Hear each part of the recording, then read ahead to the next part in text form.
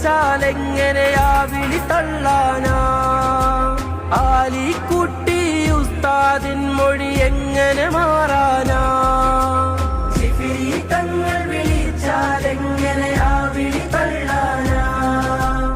ആലിക്കുട്ടി ഉസ്താദിൻ മൊഴി എങ്ങനെ മാറാനാ? ഔലിയാക്കളെ പാതയിൽ വാടോ മർഹബ മർഹബ. അവർ ചേർന്ന് പോറ്റിയ മാർഗമിതൊന്നേ ഉള്ളൂ മർഹബ. മർഹബ മർഹബ മർഹബ മർഹബ അതിരൻ സമസ്ത. മർഹബ മർഹബ മർഹബ മർഹബ